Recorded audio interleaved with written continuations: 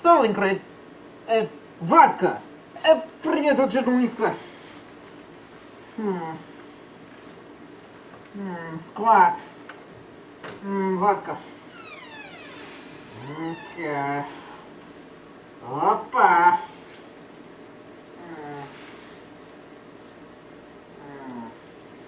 Hadi по-русски пиранья.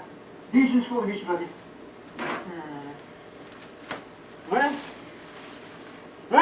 Ну нет! Нет! Нет!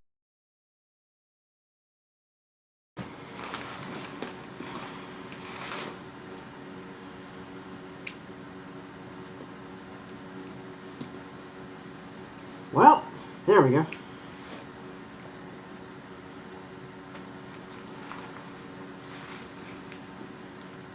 Ugh.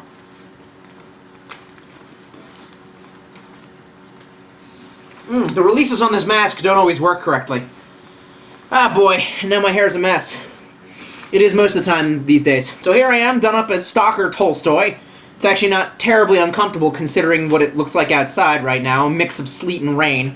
Very, very zone of alienation out there. Blat!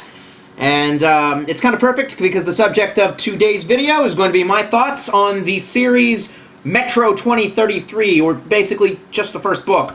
So it's no secret, if you are a fan of mine, that you know that I am a fan of the Stalker series. This was one of the only computer games that I got really deep into. I've always really been more of a console gamer just due to the accessibility and the lack of maintenance that it requires. But my brother has always had relatively powerful PCs. Not that it really requires a powerful PC to play bare bones Stalker. And it wouldn't really matter because it wouldn't fix the it would not fix the level of glitches that would rival Bethesda in their coding prowess. I'd actually heard that Stalker, for some reason, although I don't truly understand it myself because I'm not very computer-minded, Stalker as a work of coding is actually quite a feat that this little Ukrainian team pulled off. If you don't know what the game is, do some research into it. I highly recommend getting it on the Steams and playing it. I literally have an original copy. The manual's over there in my war chest for some reason. Anyway, years later, there was a game series that came out that was... I saw a friend playing it in the basement of another friend's house. I didn't really pay it too much mind. And then years later, I would actually pick up the sequel to Metro 2033, Metro 2034, or was it Metro 2033 Last Light? Or it might have just been called Metro Last Light. I knew that it was based off of a book. I think it's only because the front of the game box physically says, based on the best-selling book by Dmitry Glukovsky. Yes. Dmitry Glukovsky. Anyway... I saw it and I kind of thought it looked like kind of a generic rip-off of Stalker. And Metro 2033, I think, was even developed by the same team that made Stalker, or some of the same people that made Stalker. It's just a Stalker that's kind of dumbed down for console tards. It is the Bioshock, as System Shock is to Bioshock, so Metro, or Stalker, is to Metro. Which is fine, really. There's nothing wrong with streamlining an experience as long as that's something that the player knows that they're going to be getting when they enter into playing it, once they start playing the game. I played Metro Last Light right around the time that I started getting more sober, which is pretty ironic, and because I picked it up on the cheap, I think. As soon as I started getting sober, I realized I had to play a lot more video games just to kind of keep my mind, you know, more action-oriented and less in the vodka space. You know, and I ended up picking that up and playing it and really enjoying it. Something in it. I liked the world. I liked the thematic concept. I liked the aesthetics of it. So years later, I'm looking to fill out my collection of PlayStation 4 games, and I come across the redux of Metro 2033 and Metro Last Light. I never played the first Metro 2033, so I decided to pick this one up. Started playing it. For some reason, I'm not enjoying it anywhere near as much as I did back when I was first getting sober. So I guess something about it, I don't know. Maybe the generic corridor shooter, you know, the very linear nature of the game just isn't doing it for me. It could be because I've played games that are more open since then and are more advanced and it's not showing its age well, or it could just be that I'm not in the proper headspace for some kind of repetitive action. The thing is I don't know, I don't really feel like the shooting was done all that well. Part of me really wants to go back and replay Stalker and see if it's as great as I remember it. Don't know how my new PC on Windows 10 is going to run that. But, you know, we'll see. We'll see. I've even thought about streaming it, I'm going to be honest. I don't even know if that's a possibility for the little rig that I got. I highly doubt it. Could buy another stick of RAM, I'm told. I don't know what you took the RAMs and put them in a stick, but that's animal abuse, you sicko. Anyway. But we'll see. We'll see. So, somewhere along the line, I decided that I wanted to... This was about a year ago, actually. No, not a year ago. About 6 months ago. I decided that I wanted to pick up a copy of the book and see how different the book was from the game. I think what actually sold it was... I don't remember if he shows up in the second installment. I definitely don't remember him. You would think that I would. The character Khan. When I got to the stage in the game where I met him, kind of noticed his appearance and noticed the way that he carried himself, I was quite infatuated with the character. I really like the character of warriors with philosophers mixed together. You know, the warrior priest, I have to say, I liked the character, you know? So, wanted to know more about him. One night after finishing up my session of playing, I looked on the Metro Wiki, and I saw that there were parts about him in the book, and that he was not a character purely made up by the developers who were attempting to take the experience of the book and put it as best they can into video game format. And so I decided to pick up the book. I ordered it off of Amazon. Came a few days later. I have to admit, I really like the binding. I love paperbacks, and I feel like this is a very sturdy one.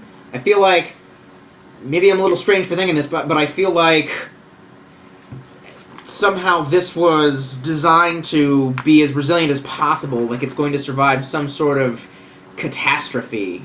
A lot of people don't think that paperbacks hold up as good, but I don't know. I like their flexibility. I find it's really...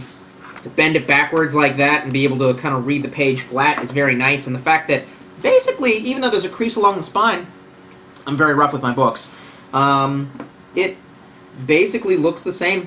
Dog-eared a few of the pages that I think have some sort of significance, and I may or may not talk about them in this review. The first thing is that I noticed there is no publication information written in this copy. The closest that you get... Oh, I think I tore that page off and stuck it in my journal. But it was like an advertisement for the video game in the book, which was a little meta. But, yeah, it doesn't say anything about the publication history. I think I have read a little bit about the publication history, but of what I read, there's still a little bit of mystery surrounding it. It seems like this guy, Dmitry Glukovsky, I feel like I don't have a good narrative. I have a string of facts to regurgitate at you. And I'm sure that anyone who has come to this video will probably already possibly know more than me about this situation. But I think the guy's a journalist. This Dmitry. He's a Russian journalist. I think that he admitted that he was inspired by the Fallout games, which is weird because this is clearly in love with Stalker. I mean, he literally refers to agents within their society that go up onto the surface to look for resources as stalkers, which, well, I haven't heard that word used in any other capacity like that, within the frame, the context of, like, Russian paramilitary guy. So, I don't know. But he said he wanted to make a more... I don't know, he wanted to make a more gritty and realistic, or he wanted to see what it would look like in Russia in the Fallout universe, is what I thought I'd heard when I seen a video about it like that. That could be wrong. But he's a journalist.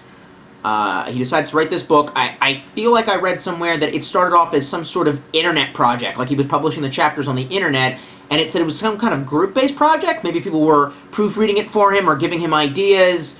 and there was kind of a collaboration between people, and then eventually it became some kind of viral thing, and then it got published, and then it got translated into a bunch of different languages, and it was a cult hit, and then that led to the video game. I guess the only thing that I can really say about it is I can give you a recommendation to either read it or not, and I'm going to go ahead and have to say pass, dog. And that doesn't mean that it's a terrible book, and it might be for some people and not for others. Without getting too much into it, the book takes place in a post-nuclear war world, and specifically only focusing on Russia. And I'm guessing Russia must have, due to the spaced out, stretched out, and sprawled nature of its cities, must have quite a large and extensive metro system. I'm getting the feeling that their metro systems are, if not more complex, then just more large than their European or American counterparts. I might be completely wrong about that. The New York metro system might be infinitely, more, but that's the gist that I get. The guy must really know his metro system, because I can tell you this, he made up an entire lore based on what is just modern-day train stations getting people to and fro all over, not St. Petersburg, Moscow.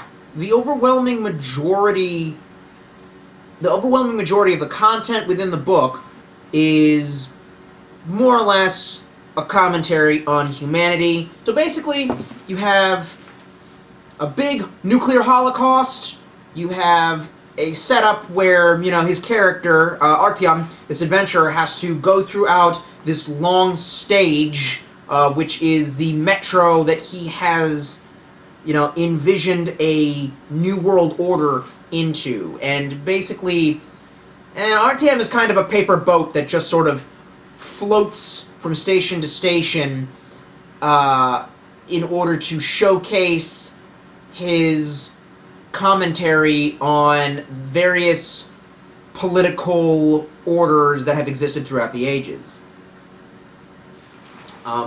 What's really interesting is what I'm actually reading through right now. I don't ever know that we're ever going to get a video about it. Highly doubt it.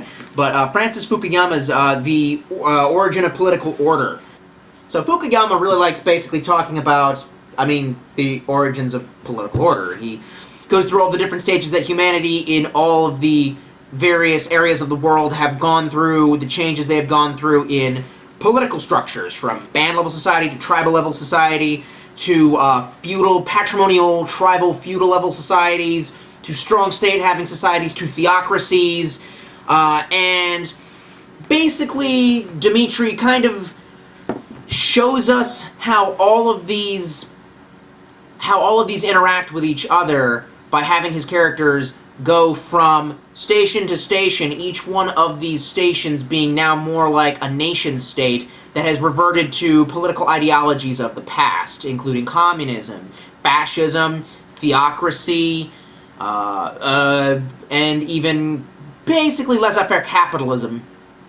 Yeah, I kind of picked up on that from the Hansa station. All of that is really interesting, and I actually think it's kind of worth that. It's worth the ride. Maybe if you're a younger reader, you might enjoy that more, but to me it seemed a little trite. When I got to the chapter that was a commentary on organized religion, I was like, oh boy, here we go. And it kind of, it bogged me down a little bit. I didn't really feel like finishing it.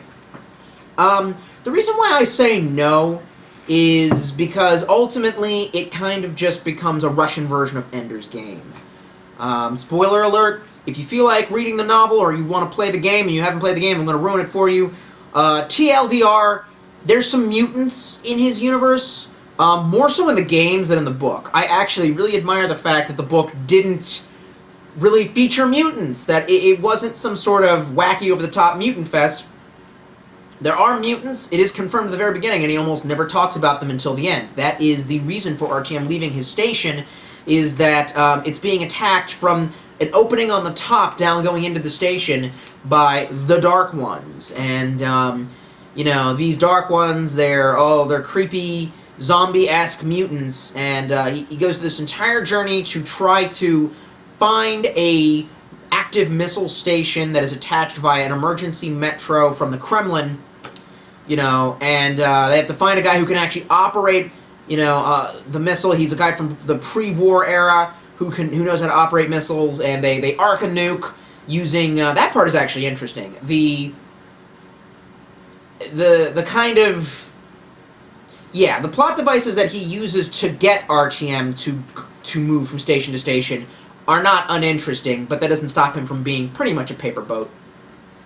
He you know, he has to go up onto the surface a couple of times during his adventure, and he goes to the surface in the end and goes to a very tall building that was once in Moscow. It's still there, one of the only tall buildings left, and he uses that position to radio in the coordinates of the hive of the Dark Ones so that the other people who are in the metro can, you know, in the secret station, can launch a missile, nuke the hive, and as the missile is falling through the sky, they psychically communicate to him that they're really a hive mind people and that they have thoughts and emotions, and then the next stage in human evolution, they're the survivors of who, you know, the radioactive survivors of, you know, the top side, and they never meant humanity any harm living in the ones living in the metro, they never meant them any harm, and he's a bad guy.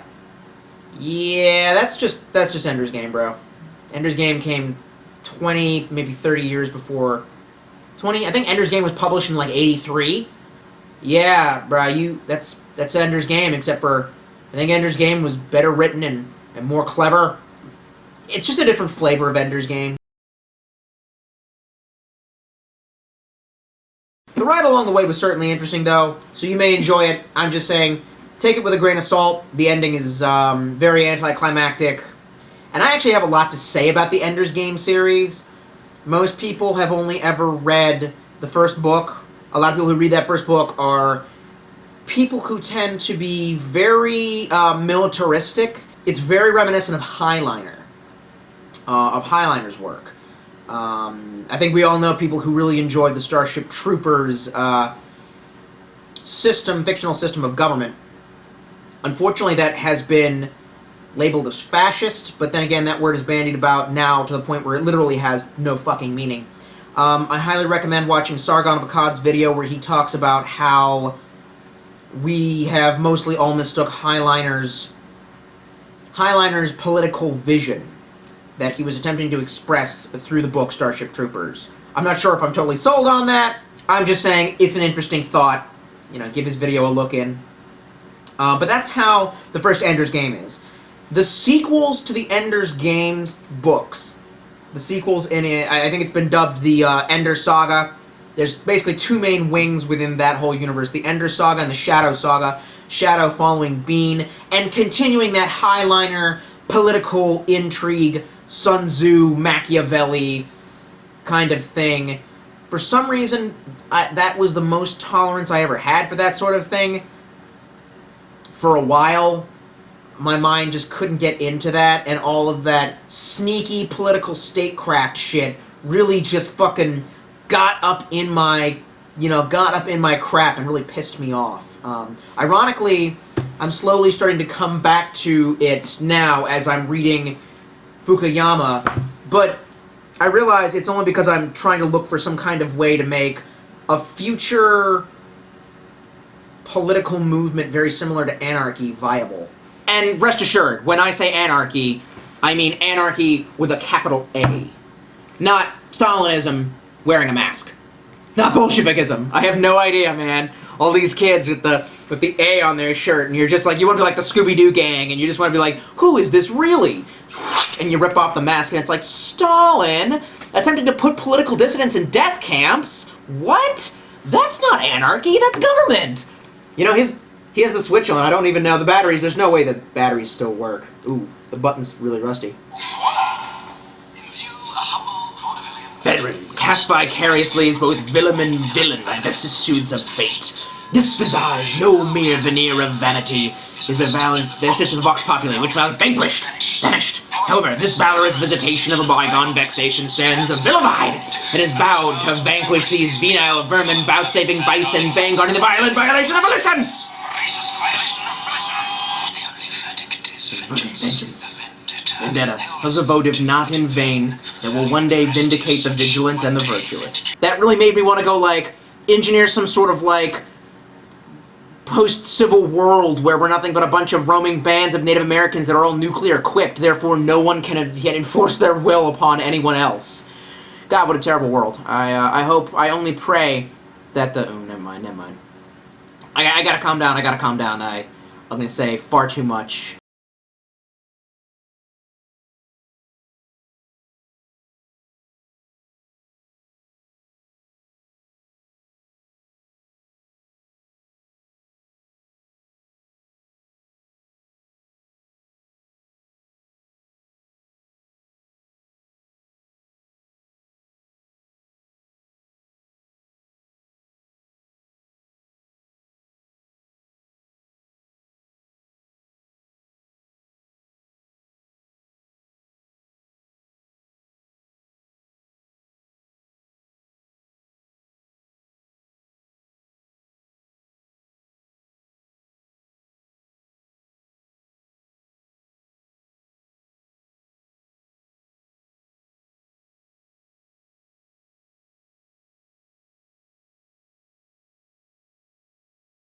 Right, so, the Ender's Game series. I don't know how we got on this weird tangent. Yes, you do. You know exactly how, because you're Tolstoy. This is what you do. Right, yeah. So, the rest of the Shadows, not the Shadow series, Shadow Saga, the Ender Saga, becomes some kind of hard sci-fi / demi-religious philosophical work.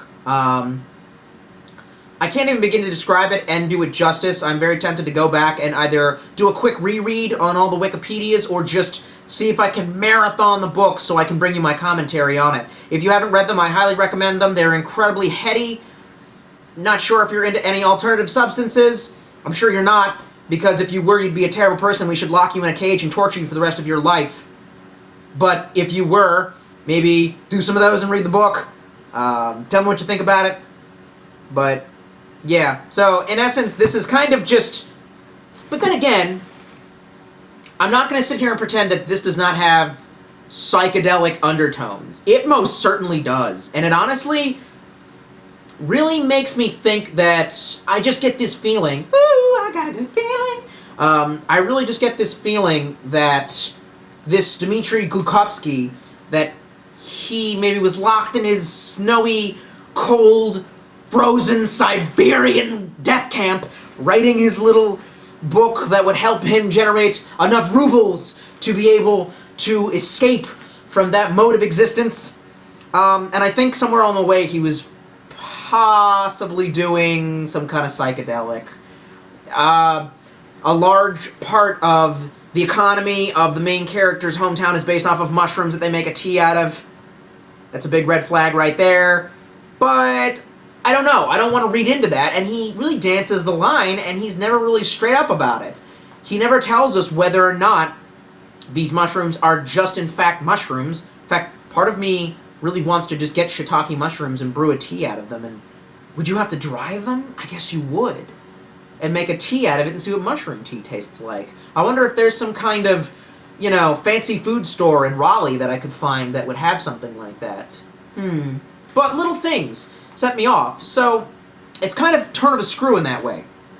So there's scenes where they're going from station to station, and the cool thing is, the biggest threat throughout the book, besides other humans, isn't these mutants, which I think that's a trope that needed to be in the video game, because you have to have a lot of shit to shoot in video games, but in other forms of media would just seem kinda cringy.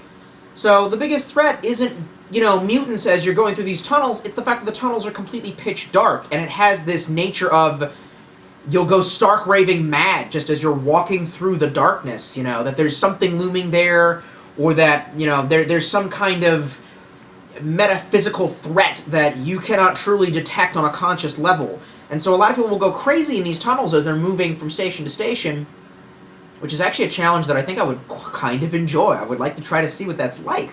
But there's one part where the main character is with a small band of people on some caravan, and he begins to hear voices, or, you know, whatever it is that's, you know, he's having some kind of extrasensory perception, and it's really freaking him out, and his friend is laughing at him and saying, "You're hallucinating." So, this happens, like, right after they drink mushroom tea and then pack up their stuff and get back on their journey, is he suggesting that it is just the nature of the tunnels, of lack of having any, what's that word, his sensory deprivation that is causing this? Or is it because he's on some kind of psychedelic? I don't know. Could it be ancient aliens? We simply don't know, and therefore that means yes.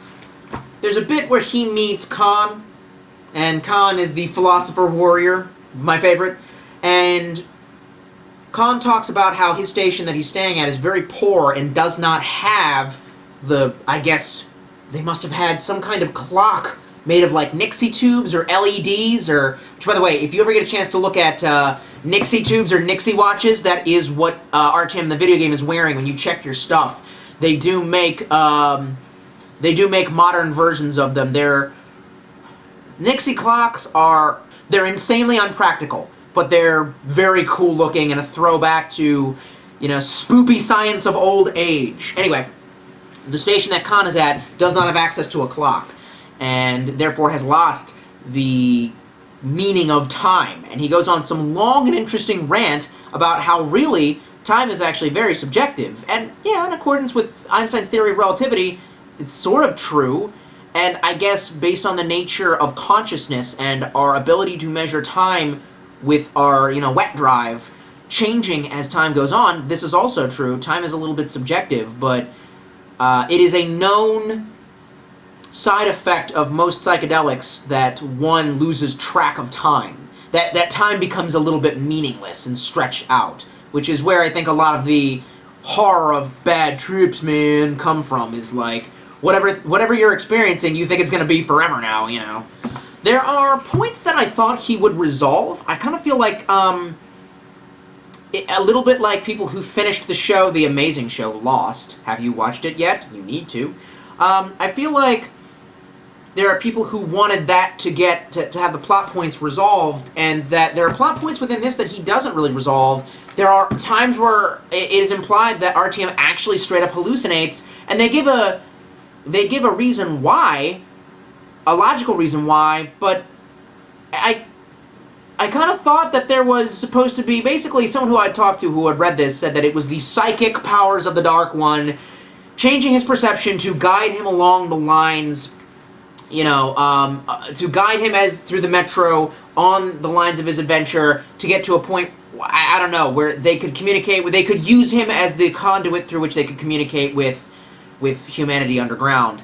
But that's not expressly stated. Maybe I'm just being dumb and I want things chewed up and spit out and handed to me, and I'm supposed to just know this, but on the other hand, just like with the hallucinations in the mushroom tea, that's not expressly stated, and I feel like, is that true? There's a chapter where they have some kind of card that I guess it's described that it's like a pre-war map of the metro, a cheap map, something I would probably glue into, one of my journals. You come down, you take it out of a little box, and it shows you how to get from station to station. But as they are viewing it, these characters notice that it changes visually, making me think, was it some kind of, was it some kind of, like, tablet? How would it have batteries after all these years? I don't understand.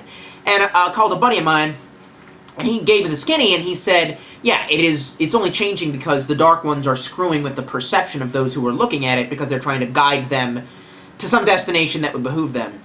And I don't know, man, that's what I thought was going to be explained in the end, and that's not really explained in the end. That's just left for us to infer. I don't know if I like that too much, Patrick. There's also another situation where it kind of completely jumps the shark. I like the fact that there's a minimal amount of mutants in the book, and that for the most part, actually that's not true. Yeah, he goes onto the surface and does find the and I think those were tasteful. It wasn't crass. There aren't a lot of mutants. There aren't, it's not like Fallout where they're trying to be wacky with it, and they're kind of going for a little bit of twisted shock humor of like, look, the species is super crabs and mega cockroaches. There's big rats. That's actually a little bit scientific. All of the species that he's shown as having mutated or changed are likely the descendants of the things that would more than likely take over in our absence. I watched this whole documentary that was really crazy about, it's kind of fucked up, but if humanity was to become absent from the surface of the Earth, there's a chain of creatures that are next in line to step up and harvest all of our left behind resources and thus become more intelligent or more dominant form of life on the planet. And it's like, the rats would get bigger, and the rats would be eating the cockroaches, but the dogs would get bigger and more vicious, and they'd be eating the rats, but the bears would get more vicious, and they would be eating the dog, and the apes would get, and it's just like, going on down the line. He does apes and rats as their descendants, or maybe those things were dogs, who knows. He doesn't sit there and speculate for too long. That part is left up for you to kind of piece together on your own, and I did like that. But in the very end, they go back down. They find the secret tunnel that leads underneath the Tsarsky or the Kremlin, whatever the hell it is. And while they're down there, they run into some living goo bioweapon? What? And it, like, tries to eat them up, and it literally eats a child?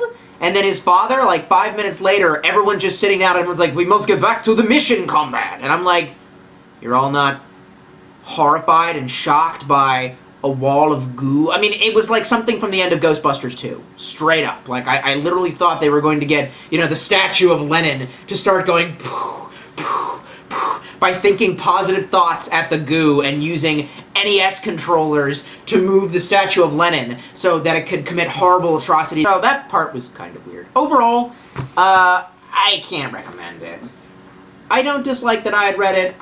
Maybe for younger readers who need a gateway into harder sci-fi. Then in that case, yes, totally recommended. But there are better books. Ender's Game is one of them. And we may talk about that later. Well, I've got you. Thank you for tuning in and listening to all my insane bullshit. Like, comment, subscribe, all that good stuff. I want to let you know, if you guys are interested in donating again to me on Patreon, I'm starting a project there where I am posting up all of the journal entries that I have accumulated over the years in... I have about 4 of these filled up now. I can only post the ones that are internet appropriate, but that being said, a lot of the pages, I've got artwork on them, you know, they were labors of love that I would do late at night with nothing else to do besides listen to YouTube videos, ASMR on my phone, and scribble in my little notebooks. I'm uploading the pages and, you know, writing little commentaries next to them. If you pledge at least $1 on Patreon, you get access to that content. It's not great. I don't want to be self-important. If you don't want to see my freaky journal, that's fine. And for those of you who are on Patreon and have footed me $1, the pages that I'm uploading right now are from my very first journal. So if the writing looks terrible and if it's not all that interesting, that's just how the first 2 journals are. By the 3rd journal, it's really gonna pick up. So it's like a really fucking depressing, uninterested anime set in the South. You gotta give it time for Tolstoy to go and meet the dude who teaches him the lightning stab jutsu. Yeah. There you go. I'm topical. Naruto's topical. Look at that. I know about what the kids like. Gonna go put on my MC Hammer pants and breakdance. Can't touch this.